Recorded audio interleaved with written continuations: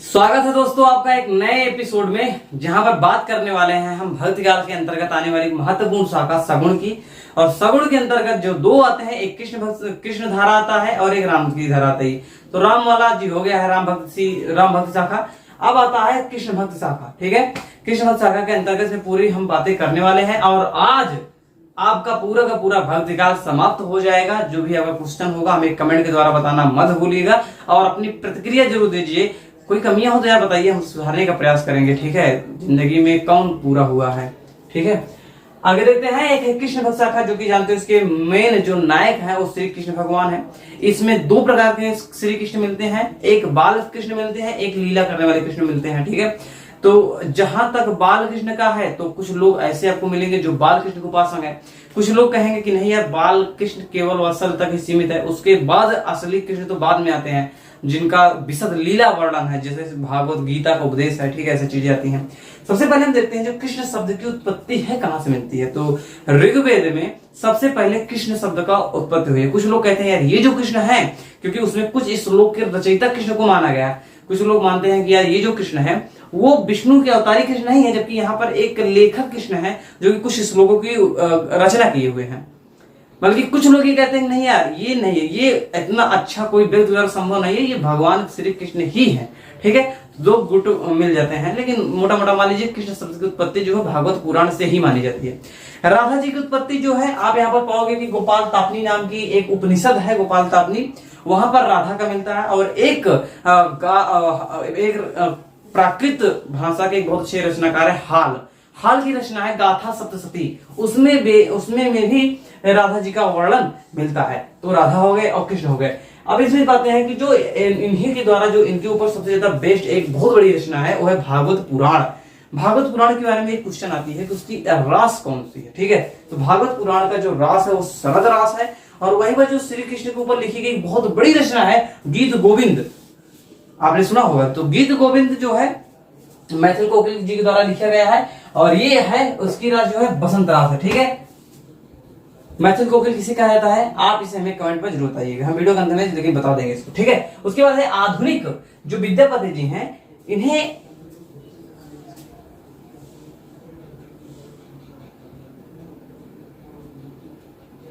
आधुनिक भारतीय भाषाओं में कृष्ण कथा कहने का जो श्रेय है, मतलब जो स्टार्टिंग किए थे जो, उसका नाम उसमें विद्यापति जी का नाम लिया जाता है कि आधुनिक भारतीय भाषाओं में कृष्ण कथा कहने का जो श्रेय है वो विद्यापति जी को जाता है। अब देखते हैं उसके बाद कुछ ऐसे संप्रदाय हैं जो कि श्री कृष्ण जी के ऊपर निर्भर है। अब पूरी बातें उसी से डेवलप होने वाली हैं। कुछ संप्रदाय हैं जिनमें एक बहुत बड़ा संप्रदाय नाम आता है सनकादिक, या जिसे हम निम्बार्क संप्रदाय कहते हैं।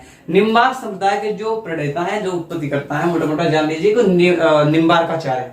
निम्बार्काचार्य जी एक बचपन में इन्हें नियमानंद के नाम से भी जाना जाता था, इन्हें आरुणी भी कहा जाता था। ठीक है, इनका एक अलग अलग नाम है। तो एक क्वेश्चन आया है एक बार कि आरुणी के नाम से इन निम्न में से किसे जाना जाता था, तो आपके निम्बार्काचार्य है। ठीक है, इनका बचपन का नाम नियमानंद है।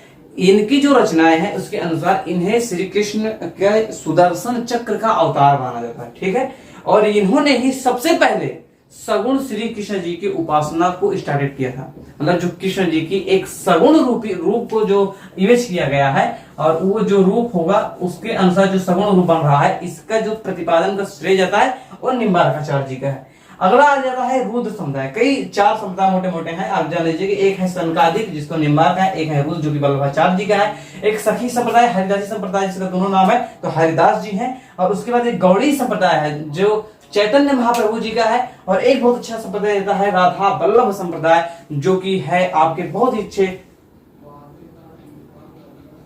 हित हरिवंश जी का। ठीक है, तो राधा वल्लभ संप्रदाय हित हरिवंश जी का है। तो इस प्रकार से चार बहुत ही इंपॉर्टेंट है, सबके बारे में थोड़ा जान लेते हैं। सनकादिक हो चुका है। रुद्र समुदाय मोटा मोटा जान लीजिए कि ये बाल कृष्ण के उपासक है। ठीक, इसमें हम जहां भी पाएंगे वल्लभाचार्य जी की हर एक चीजों को, उसमें बाल कृष्ण की ही उपासना हम पाएंगे। और इसी से सूरदास जी भी जुड़े हुए थे। ठीक है, सूरदास जी भी इसी से जुड़े हुए थे। उसके बाद आ जाता है कि जो वल्लभाचार्य जी हैं, इन्होंने जो पूजा पाठ का जो माध्यम था, तो पुष्टिमार्ग की जो कल्पना है इन्होंने ही की थी। अगर कभी से पूछे कि पुष्टिमार्ग का प्रतिपादन किसने किया था, तो किसने किया था, तो रुद्र संप्रदाय के संस्थापक वल्लभाचार्य जी ने किया था। ठीक है, पुष्टि मार्ग के अंतर्गत 3 प्रकार के जीवों को माना गया है, ठीक है। उसमें से एक है पुष्टि जीव, एक मर्यादा जीव, एक प्रवाह जीव।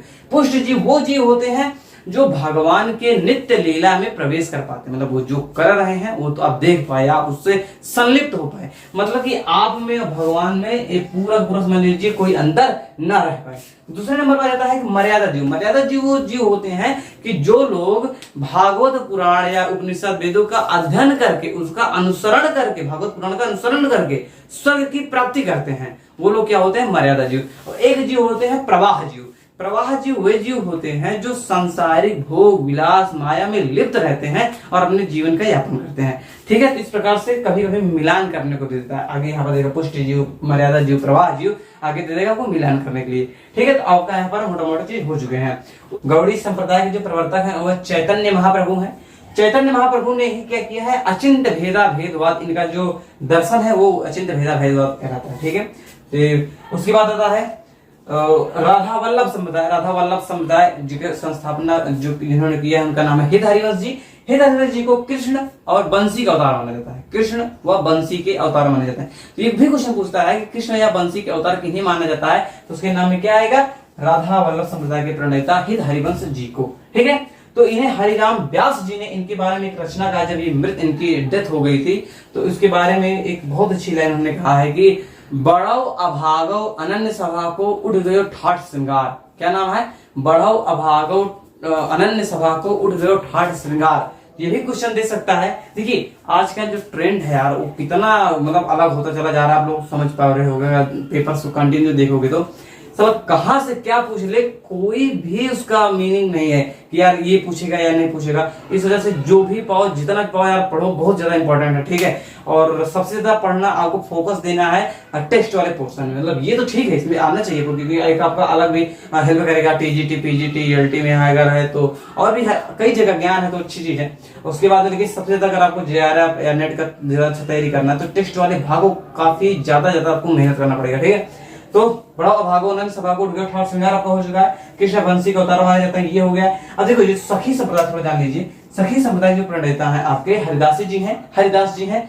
हरिदास जी का एक संप्रदाय का एक अन्य नाम है टट्टी संप्रदाय। टट्टी मतलब होता है जो टटिया सबसे होता है, जो कि आप गांव के अगर होगे तो गांव में देखते होंगे कि कई चीजों के पुआल का या बांसों का सेट करके एक टटिया बनाई जाती है जो कि किसी चीज को ढांकने का प्रयास करता है, तो उसका संदर्भ से ये है, ठीक है।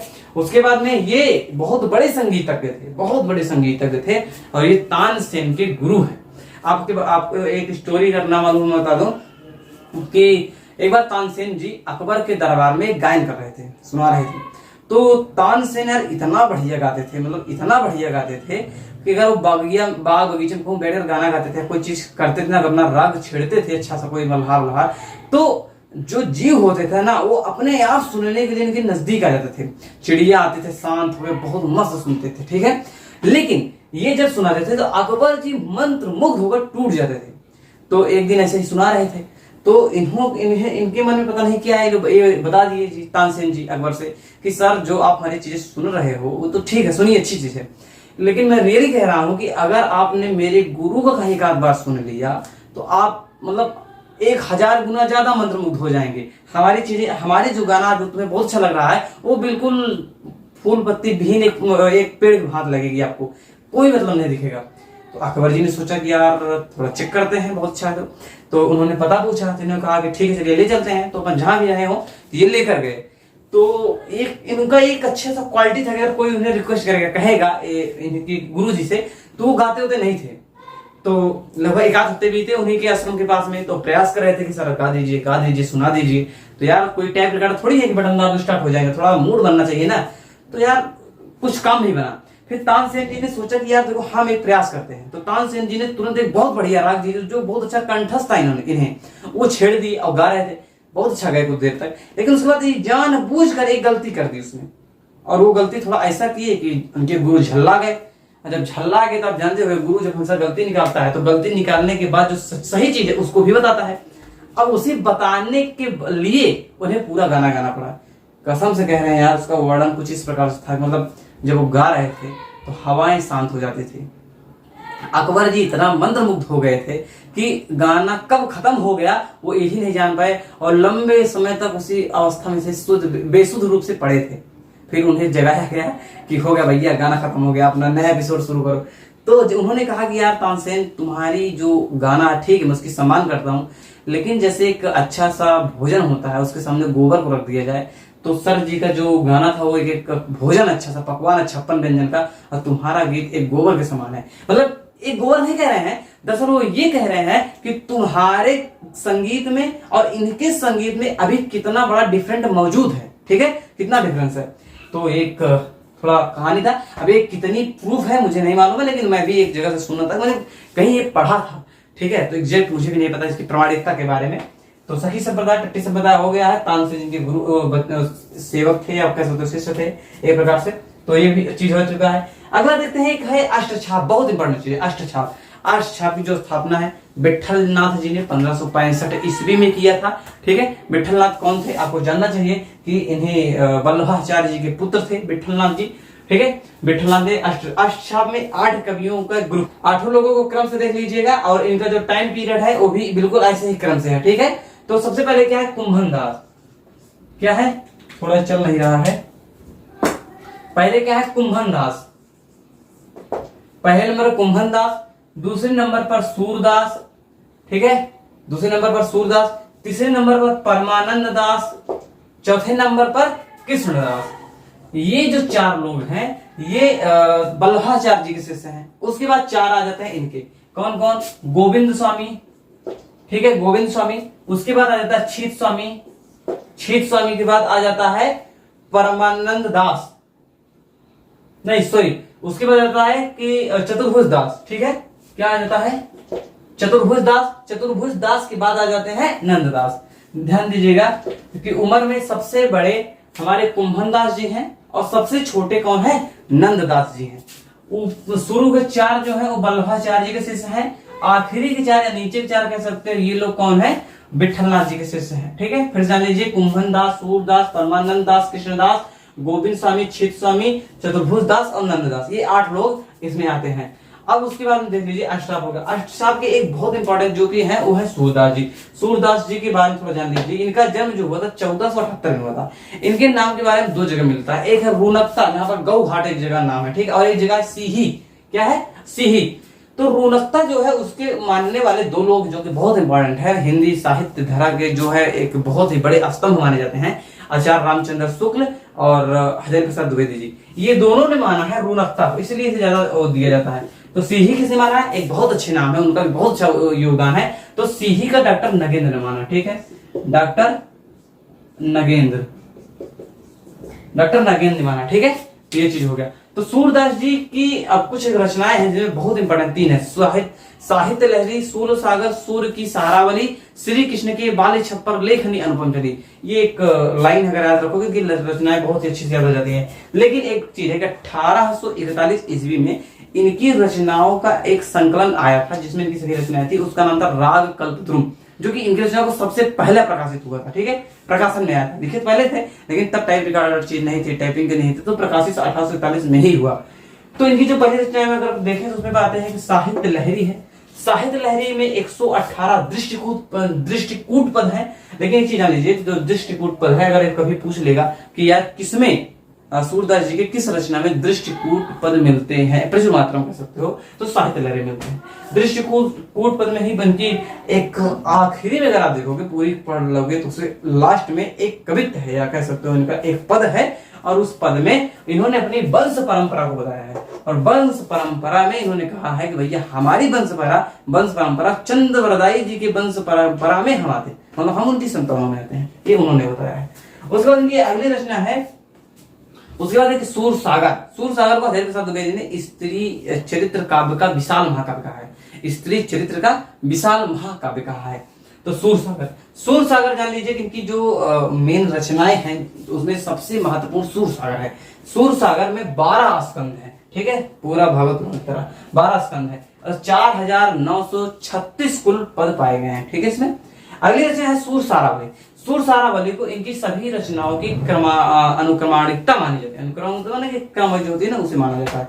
सूर सारावली में 1107 कुल मिलाकर पद हैं और इसमें संसार को होली माना गया है, होली का प्रतीक माना गया है और तब उसमें पदों को रखा गया, ठीक है।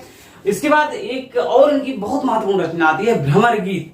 एक है संपादक आचार्य रामचंद्र शुक्ल, एक रचना है इनकी भ्रमर गीत। उसमें भ्रमर गीत सार नाम से लिखा है, ध्यान दीजिएगा। शुक्ल जी की जो रचना है, जो यूजीसी नेट में के सिलेबस में लगा हुआ है, उसमें क्या है, भ्रमर गीत आगे सार जुड़ा हुआ है। सार मतलब होता है खासकर सारांश, मतलब उसका मेन फोकस क्या है, ठीक है, इसके बारे में होता है। तो ये जो भ्रमर गीत है, इसके सबसे पहले जो इसके बारे में जो वर्णन मिलता है वो भागवत पुराण के दसम स्कंध में इसका वर्णन मिलता है, ठीक है। और कहां पर 12वें श्लोक से 21वें श्लोक तक, ठीक है, 12वें श्लोक से 21वें श्लोक तक में भागवत पुराण के दसम स्कंध में भ्रमर गीत का सर्वप्रथम इसका वर्णन मिलता है, ठीक है। इसमें ही है जो बहुत ज्यादा अच्छा लिखा गया है। इसे वियोग श्रृंगार का शिखर माना गया है, ठीक है। वियोग श्रृंगार का शिखर किसे माना गया है, तो भ्रमर गीत। भ्रमर गीत में होता क्या है कि जो गोपिकाओं से श्री कृष्ण जी दूर हो जाते हैं, तो दोनों किस प्रकार से रहते हैं, खास करके जो गोपिकाएं हैं उनकी व्यथा क्या होती है, उनकी दशा क्या होती है, उसका वर्णन है। और बीच बीच में श्री कृष्ण जी अपने दूत रूप में बना करके अपने उद्धव को भेजे हैं, और वहां पर कई आगे भी वर्णन मिलता है, ठीक है, जहां पर ये उपदेश देते हैं कि भाई श्री कृष्ण को भूल जाओ तो आप निर्गुण की सेवा करो। तो ये लोग कहते हैं निर्गुण कौन, देश के वासी, ठीक है। तो इस वाला कई क्वेश्चन बहुत सटीक, बहुत मस्त है, अगर मतलब हो या ना हो सिलेबस में, एक बार पढ़ना बहुत अच्छा लगता है इसके, ठीक है। एक जी है परमानंद दास, ठीक है, ये वात्सल्य रस के इतने बड़े सम्राट है कि इनका नाम सूरदास के बाद लिया जाता है, ठीक है। सूरदास के बाद किसका नाम आता है वर्णन में वात्सल्य के, तो परमानंद दास। भ्रमर गीत को उपालंभ काव्य और ध्वनि काव्य आचार्य रामचंद्र शुक्ल ने कहा है, ठीक है। भ्रमर गीत को उपालंभ काव्य किसने कहा, आचार्य रामचंद्र शुक्ल ने। ध्वनि काव्य किसने कहा, आचार्य रामचंद्र शुक्ल ने, ठीक है। इस पर हो गया।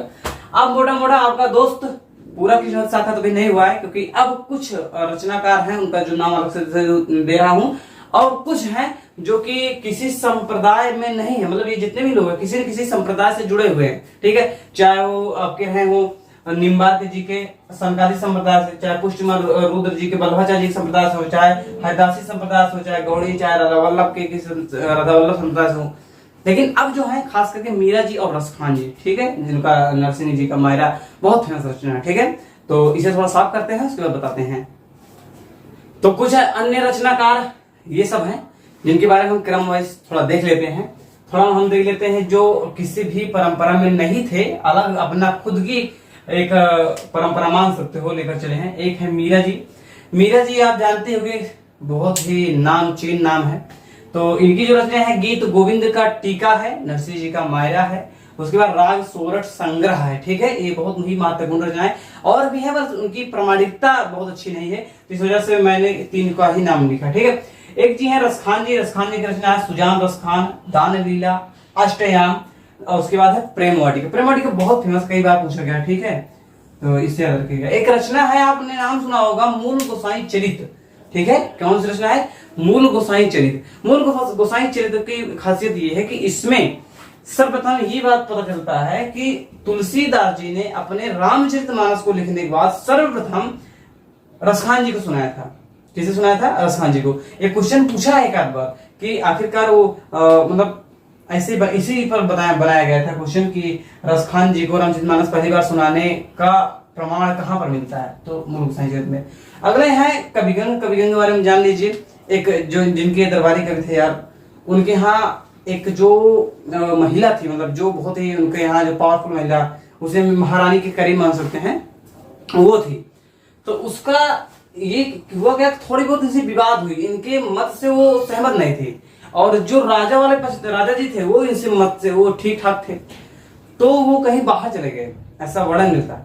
तो जो महिला थी, यानी कि जो राजमाता तो नहीं, लेकिन वो थोड़ा नीचे पद की थी, एक पटरानी से कुछ होता है नाम बोलते हैं, उसने इन्हें हाथी से कुचलवा दिया था। तो इन्होंने एक पद लिखा था, मुझे ध्यान नहीं है, लगभग इन्होंने लिखा था कि कहो न भणुआ रण चढ़ाए, कहो न बाजे बंग, ऐसा कुछ है एक लाइन, ठीक है। तो इनकी एक रचना है चंद छंद वर्णन की महिमा। चंद छंद वर्णन की महिमा हिंदी गद्य की प्रथम रचना के संदर्भ में इसका भी नाम दिया जाता है, ठीक है। उसके बाद है रहीमदास जी। रहीमदास जी जो रचना है नगर शोभा है, बरवे नायिका भेद है, मदनाष्टक है, खेत कौतुक जातकम, इनकी बहुत इंपॉर्टेंट रचना, ठीक है। 3 इंपॉर्टेंट रचना इनकी सकती है। एक जनाब आते हैं कृष्णदास जी, इनकी रचना है जुगल मानचरित। केवल की रचनाओं के बारे में ध्यान दीजिए। जुगल मानचरित एक बार पूछा गया, ठीक है, तो याद रखिएगा। नरोत्तम दास, छोटा बड़ा ऊंच नीच राजा रंग कोई नहीं, प्रेम की धरा पे मित्र केवल एक मित्र है। इन्हीं जी की रचना, बहुत वीआईपी लिखे हैं यार। आपने सुना होगा जो शीस पगा न झगा तन पे, पाहन को नहीं, ऐसी बहुत ही मस्त रचना है यार उसकी। पूछत आपन नाम सुदामा, बतावत आपन नाम से, बहुत ही इंपॉर्टेंट। अगर आप नरोत्तम दास इंटरनेट पर डालोगे, मुझे खैर याद नहीं उनकी पूरी रचना पूरी लाइन, तो क्या होता है। नरोत्तम दास की रचना है सुदामा चरित, ध्रुव चरित। सुदामा चरित में ही ये सभी रचनाएं इंक्लूड है, ठीक है। उसके बाद है बनारसी दास जी, इनकी रचना 1643 में आई थी, अर्धकथाना, हिंदी की प्रथम आत्मकथा इनकी इसी रचना को माना जाता है, ठीक है। तो ये बनारसी दास जी की। उसके बाद महत्वपूर्ण व्यक्ति देते हैं नंददास। नंददास बहुत इंपॉर्टेंट रचना लिखे हैं, ठीक है। इनकी कुछ रचनाएं हैं अनिकात मंजरी, मान मंजरी, रस मंजरी, रूप मंजरी, विरह मंजरी, श्याम सगाई, सुदामा चरित, गुरुणी मंगल, भंवर गीत, और उसके बाद है रास पंचाध्यायी, सिद्धांत पंचाध्यायी, नाम चिंता मणिमाला, ठीक है। इतनी कुल रचनाएं हैं। थोड़ा हमने शॉर्ट में निकल नहीं, नाम जो मैंने बताया है उससे ध्यान दीजिएगा तो पूरा हो जाएगा। इस प्रकार से हम देखते हैं कि कृष्ण भक्ति शाखा के जितने भी इंपॉर्टेंट टॉपिक थे, इंपॉर्टेंट जरूरी चीजें थी, क्वेश्चन जो अब पिछली बार आए हैं, वो आने वाली संभावना किसकी है, कितने कवि हैं, किनकी क्या क्या रचनाएं हैं, थोड़ी बहुत स्टोरी को साथ लेकर के हमने उनकी बात की। तो बोलो श्री कृष्ण भगवान की जय। नंद नंदन सूदानंदन त्रिपुरारी मुरारी गोवर्धनधारी विशद लीलाकारी। श्री कृष्ण जी की जो परंपरा है उसमें हम पाते हैं कि आज हमारा खत्म हो जाता है। अगला टॉपिक जो होगा वो होगा आपका रीतिकाल। रीतिकाल के बारे में हम बहुत ही अच्छे से पढ़ेंगे। उसमें ऐसे ऐसे घनानंद जैसे एक प्रेम के पीर को पढ़ेंगे कि उन्हें ये कहा जाएगा, अपने एक नाम सुना होगा दिनकर जी का। दिनकर जी ने उनके बारे में ये कहा है कि एक ऐसे टाइम पीरियड जहां पर कई लोग किराए के आंसू पर रोते थे, मतलब रोते नहीं थे, दरअसल अपने नाम के लिए फेक चीजें लिखे करते थे। उसमें एक नाम ऐसा भी है जो किराए का आंसू न लेकर अपने खुद के दुख को, अपने खुद की पीड़ा में रो रहा है। तो घनानंद जी के बारे में लिखे, खुद की पीड़ा में रो रहा है। बहुत वीआईपी लिखे हैं यार, उनकी रचनाएं हम आपको दिखाएंगे। खैर मिलते हैं नए वीडियो पर। अगर वीडियो पसंद आया तो अपनी प्रतिक्रिया देना मत भूलिएगा। बोलो यार जय हिंद, वंदे मातरम।